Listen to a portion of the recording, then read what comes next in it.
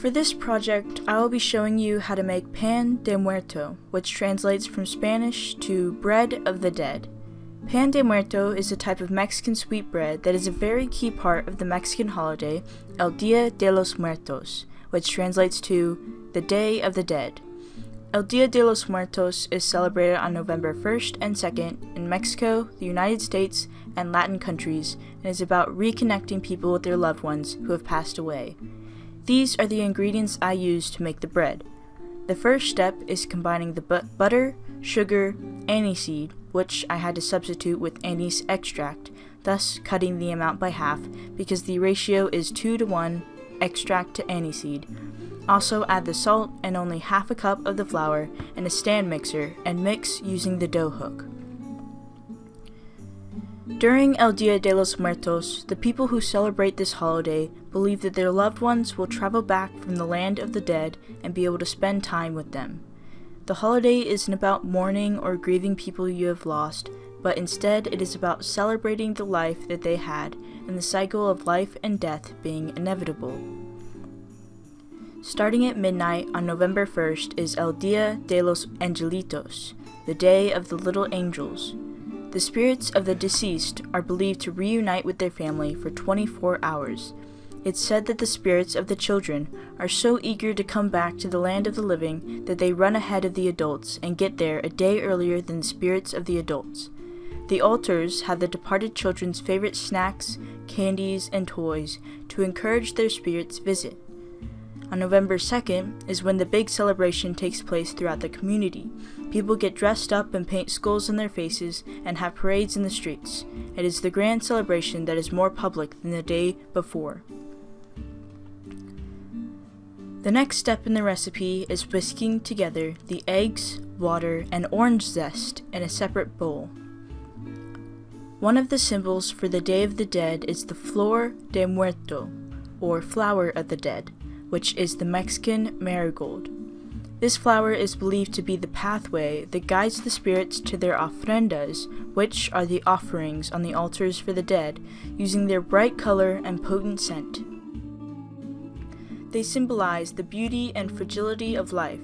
Their vibrant yellow, orange, and red color associate the flowers with happiness, joy, and optimism. Other flowers seen commonly around the time of the Day of the Dead celebration are white chrysanthemums, which is another cheery flower, and gladiolus, which symbolizes resemblance and come in many different colors. Marigolds, chrysanthemums, and the stalks of gladiolus are very common in bouquets used to decorate altars.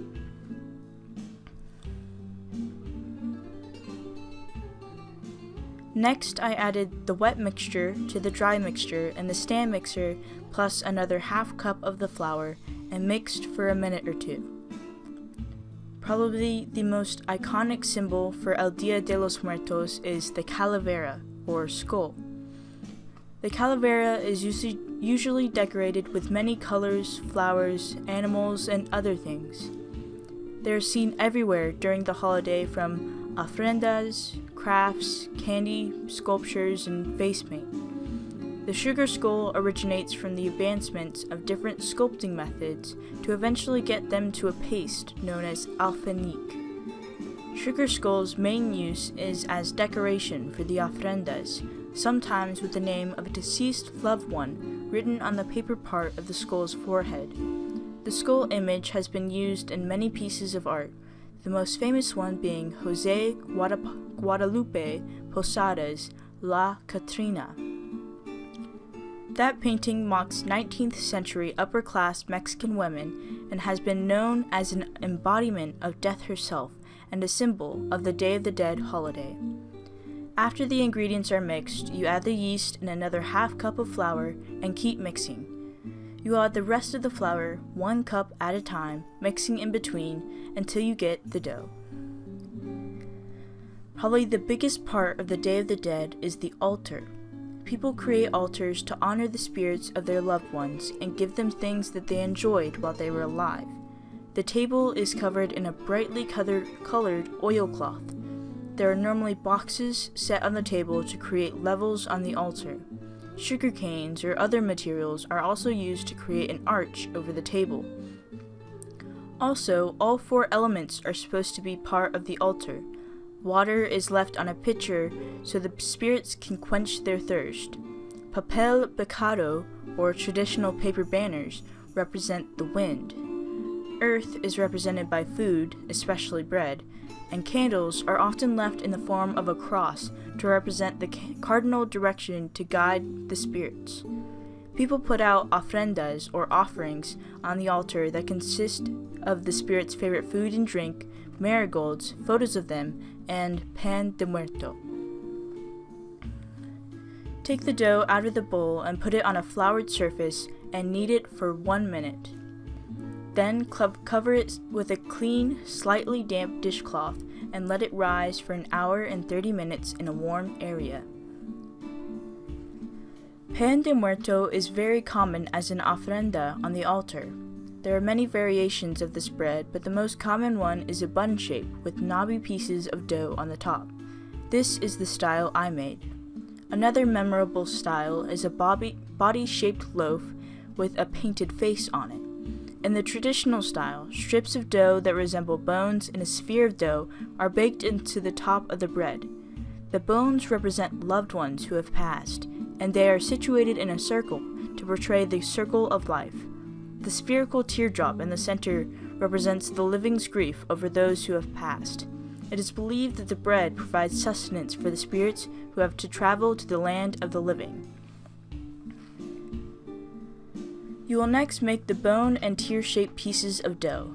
Knead the dough for another minute or so until it is no longer sticky. Separate about 1/4 of the dough and then shape it into 2 semi-bone shaped strips and 1 sphere. Shape the rest of the dough into a semisphere and lay the decorations on top. Let the dough rise for another hour and preheat the oven to 350 degrees Fahrenheit. El Dia de los Muertos is a very important holiday and tradition for Mexicans, Latin people, and some people in the United States, though few people who don't celebrate it themselves know much about it.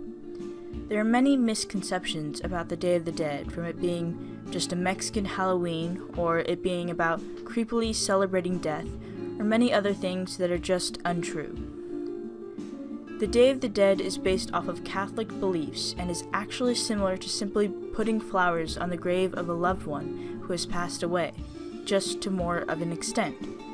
The altars and offerings are all based around the idea of welcoming spirits of loved ones back to the land of the living and giving them gifts and celebrating the lives that they had.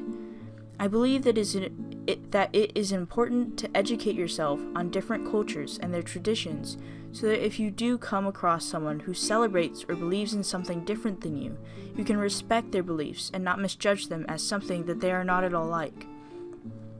There was a movie, Coco, released in 2017. Its plot was based around the Day of the Dead, and it became very popular. And yet, probably some of the people who watched it and enjoyed it didn't know the depths of the holiday and culture it was all about. I think it is important to be educated on that sort of thing, so that you can properly understand and respect the very real culture behind what may just seem like a bright, funny musical movie.